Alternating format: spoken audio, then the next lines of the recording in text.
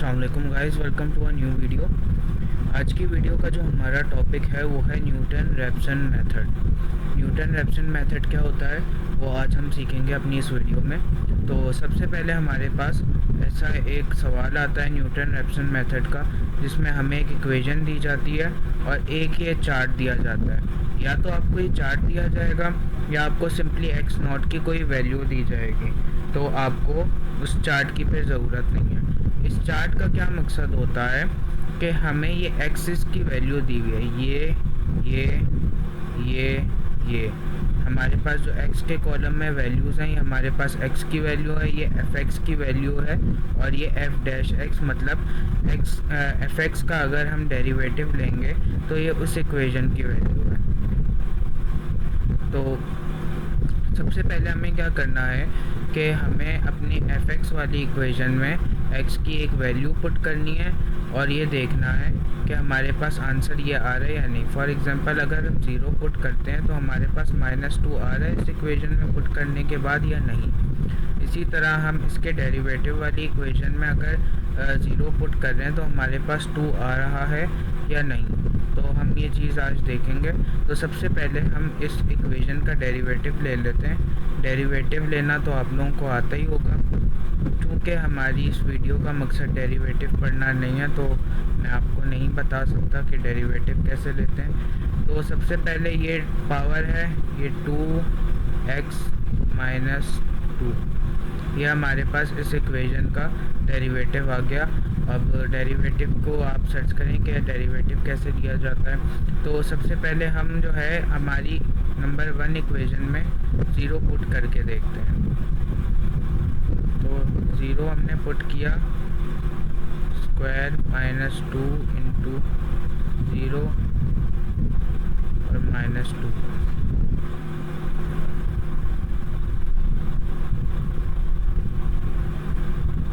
इसका आंसर 0 आ गया, इसका आंसर भी 0 आ गया, इसका आंसर आ गया -2। तो हमारे पास क्या आया, -2। सही। अब अभी कहानी ख़त्म नहीं हुई। अब हमें ज़ीरो जो है वो 2x - 2 में पुट करके देखना है कि क्या हमारे पास आंसर 2 आ रहा है या नहीं आ रहा। तो हम वापस आते हैं, हमारी इक्वेशन थी 2x की जगह 0 -2, जो कि हमारी इसकी डेरिवेटिव वाली इक्वेशन थी। तो ये हमारे पास आ गया, ये 0 हो गया और ये आ गया -2। ये पार्ट 0 हो गया और ये आ गया -2। तो सबसे पहले हमारे पास क्या था, 0 -2 2। तो हमारे पास -2 तो सक्सेसफुली आ गया, लेकिन 2 नहीं आ सका हमारे पास -2 आ गया उसकी भी जगह। जिस तरह हमारे पास एफ एक्स की जगह -2 आया, उस तरह एफ डैश एक्स की तरह जगह भी हमारे पास -2 ही आ गया। तो हम आ सकते हैं। तो अब हम कोई और, अब हम एंड वाली वैल्यू देखते हैं, क्योंकि मैंने इसका सॉल्यूशन निकाला हुआ है, तो इसके जो आंसर होगा वो एंड वाली वैल्यू होगी। तो हम एंड वाली वैल्यू को अपनी इक्वेशन में पुट करके देखते हैं कि क्या उससे आंसर आता है या नहीं। तो हमारी जो एंड वाली वैल्यू है वो है 2 -2 4 -2।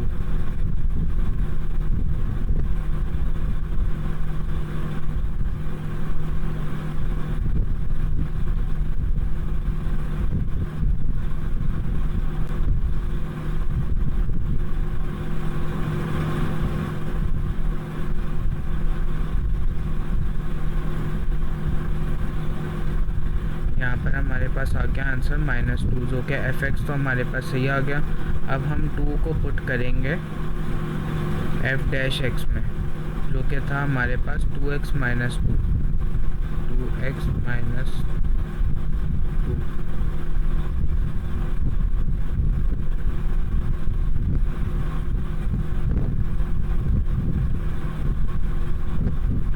तो 4 - 2 हमारे पास आता है 2 पॉजिटिव का।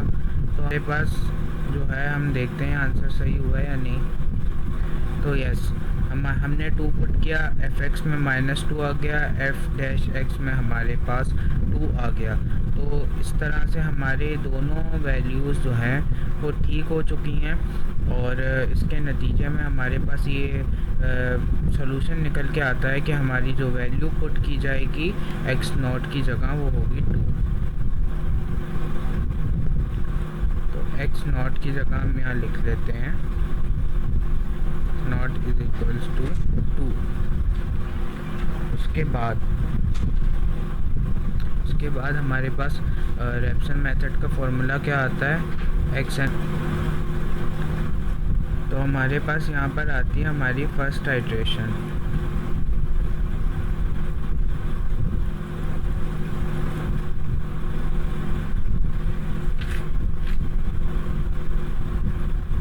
इसमें हमारे पास n की वैल्यू होती है 0।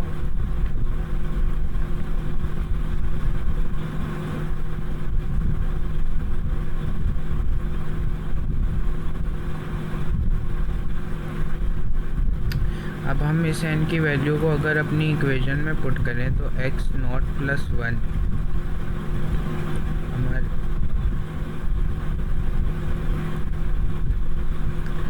हमारे पास ये n है, इसमें x0 मतलब x0 + 1 हम डालेंगे।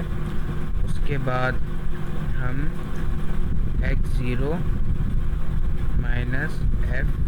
f(x0) और f(x0)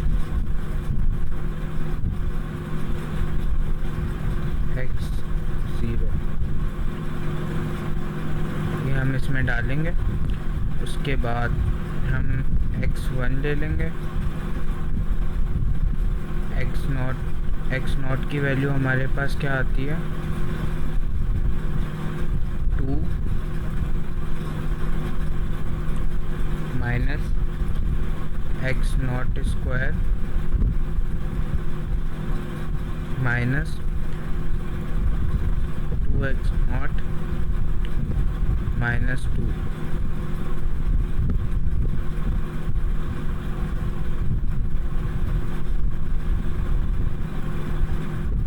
उसके बाद 2x माइनस 2 हमारे पास, मैंने डायरेक्ट पुट कर दी, एक सेकेंड।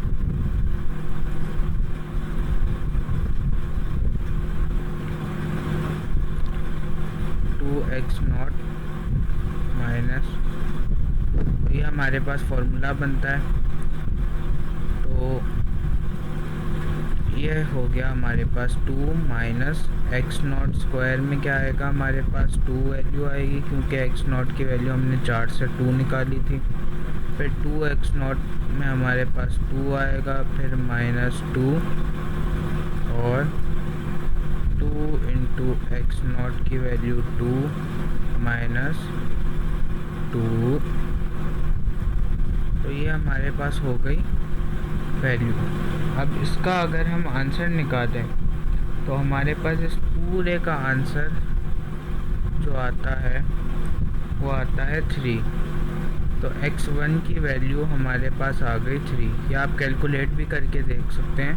आप इसको 4 कर दें, इसको 4 कर दें, 4 4 0 -2, 4 और 4 2, -2 और +2, मतलब ये यहाँ प्लस हो जाएगा और 2 1 ज़ा 2 से कैंसिल हो जाएगा और 2 + 1 3 हो जाएगा।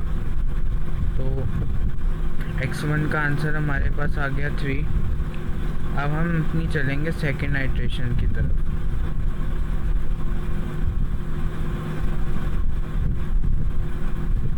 सेकेंड आइट्रेशन में n की वैल्यू हो जाएगी 2।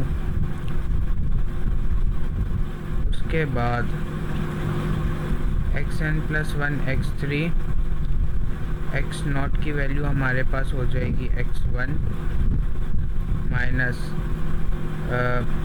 x1 square minus 2x1 minus 2। उसके बाद 2x1 और -2, ये हमारे पास हो जाएगी दूसरी इक्वेशन।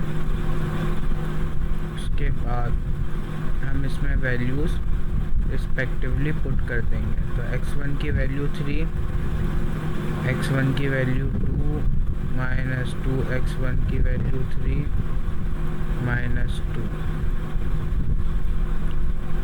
2x1 की वैल्यू 3 माइनस 2।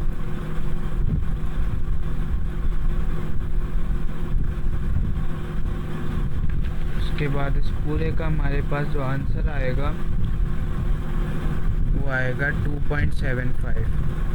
इसकी पॉइंट्स में कैलकुलेशन है तो आप इसको कैलकुलेटर पे सॉल्व कर लीजिएगा। और सॉरी, इधर मुझसे एक मिस्टेक हुई है,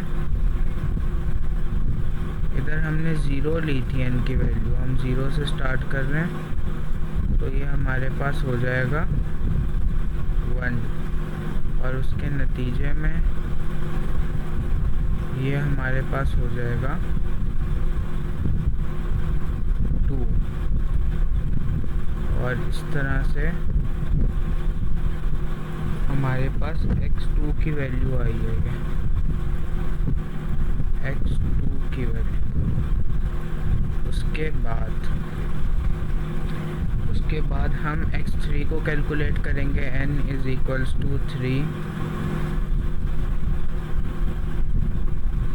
x3 की वैल्यू हमारे पास आएगी, नहीं यहाँ पर कंफ्यूजन हो रही है, हम ज़ीरो से बार बार स्टार्ट कर रहे हैं ना, तो यहाँ पर आएगी n की वैल्यू 2, यहाँ आएगी 3, तो x2 minus x2 square minus 2x2 minus 2 divided by 2x2 minus 2। ठीक हो गया जनाब।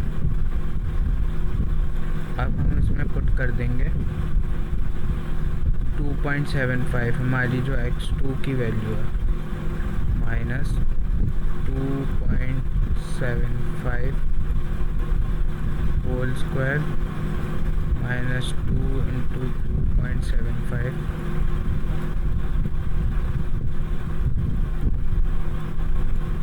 माइनस 2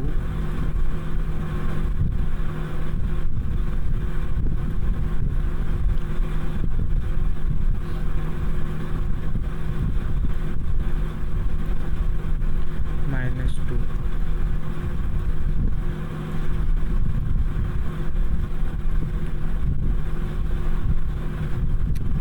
तो 2.7321 ये हमारे पास इस पूरे की वैल्यू आ जाएगी। उसके बाद हम इस वैल्यू को x4 में पुट करेंगे। इस बार n जो होगा हमारे पास 3 हो जाएगा, यहाँ x4 minus x4 square minus 2x4 minus 2 divided by 2x4 minus 2।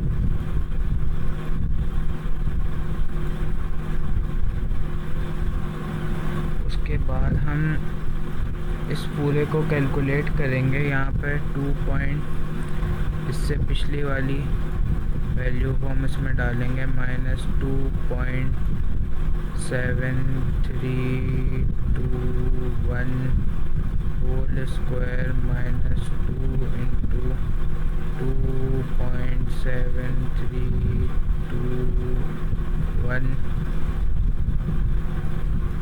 Minus 2। तो 2.7321 माइनस 2। उसके बाद हमारे पास आंसर आता है 2.7321।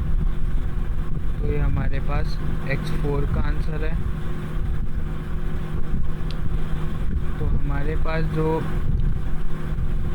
है 2.7320, सॉरी, x4 का आंसर हमारे पास आएगा 2.7320। ये हमारे पास आंसर आया। और x3 का क्या था, 2.7321। अच्छा, रेप्सन मेथड में पॉइंट्स के बाद 4 जो हमारे नंबर्स होते हैं वो सेम होने चाहिए, तो यहाँ पर 3 तो सेम आ गए, लास्ट वाला सेम नहीं आ रहा। तो इसके नतीजे में x5 हम कैलकुलेट करते हैं। 5 minus 2x5 minus 2x5 minus 2। तो इस वैल्यू को अगर हम पुट करें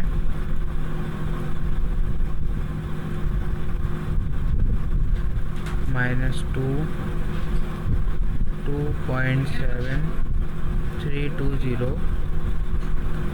माइनस 2 इंटू 2.7320 माइनस 2, तो ये हमने प्रीसीडिंग वैल्यू को उसमें पुट कर दिया। इसके नतीजे में हमारे पास आंसर आता है 2.7321।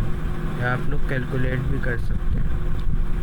तो x3 और x5 हमारे पास सेम आ गए। हमारे पास x5 2.7321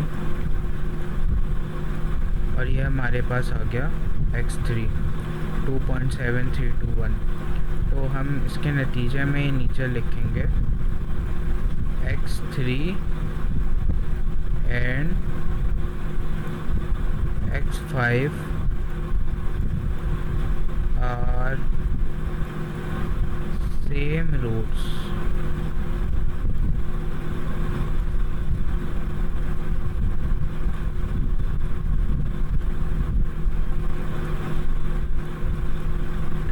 तो ये हमारे पास आ गया